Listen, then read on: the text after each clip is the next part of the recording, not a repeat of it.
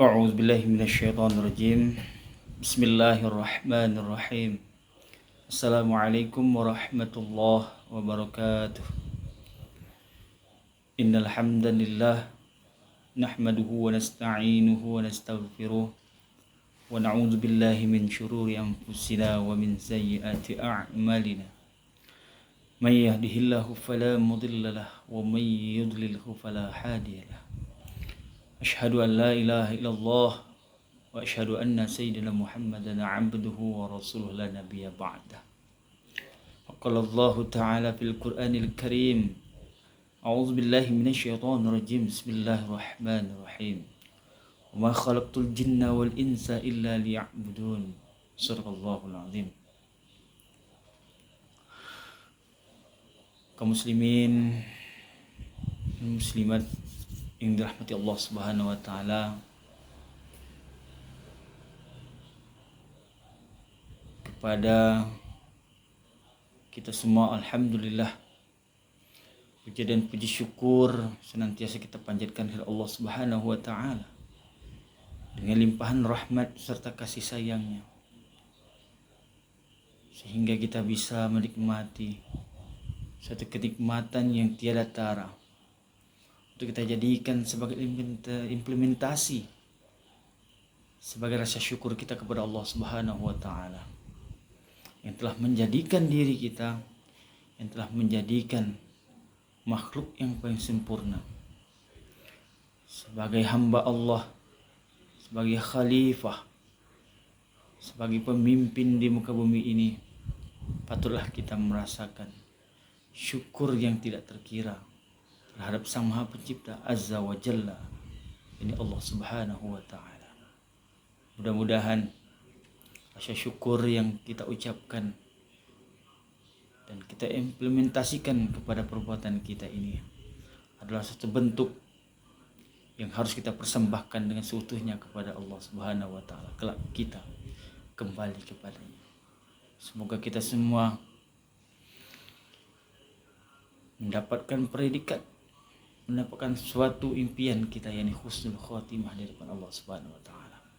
Salawat ring salam tidak lupa kita sampaikan, kita haturkan kepada Allah Subhanahu wa taala, akan disampaikan kepada baginda Rasulullah sallallahu alaihi wasallam, yakni seorang hamba Allah yang telah menyebarluaskan agamanya, yakni agama Islam yang telah Allah titipkan kepadanya. Seorang yatim piatu yang telah memberikan contoh suri tauladan yang baik. Karena itu patutlah kita untuk mengikuti jejak-jejak beliau, yakni Ahmad bin Abdullah, habibana wa syafi'ana wa zuhrina wa maulana Muhammad sallallahu alaihi wasallam.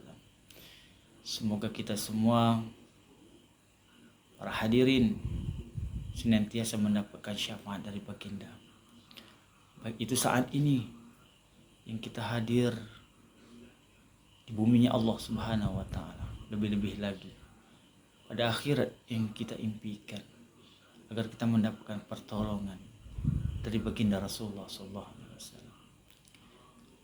Hadirin yang dirahmati Allah Subhanahu wa taala, pada kesempatan hari ini izinkan saya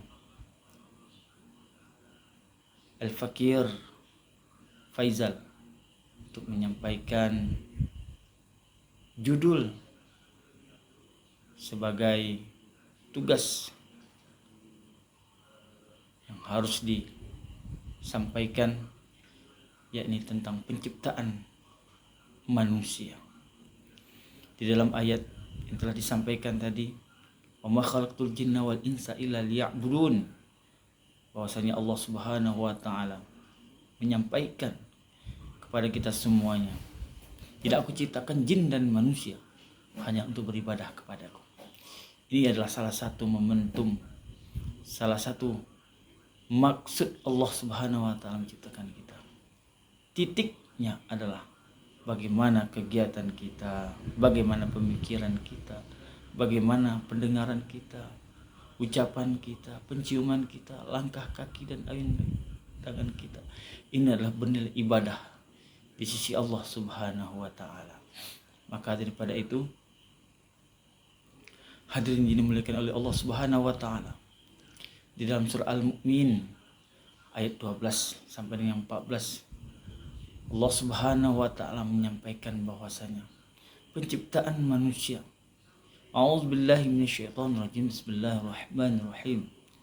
Walaqad khalaqnal insana min sulalatin min tin, thumma ja'alnahu nutfatan fi qararin makin. Thumma khalaqnal nutfata 'alaqah fa khalaqnal 'alaqah mudghah fa khalaqna mudghah idhaman fakasawna idhama lahman thumma ansha'nahu khalqan akhar fatabarakallahu ahsanul khaliqin.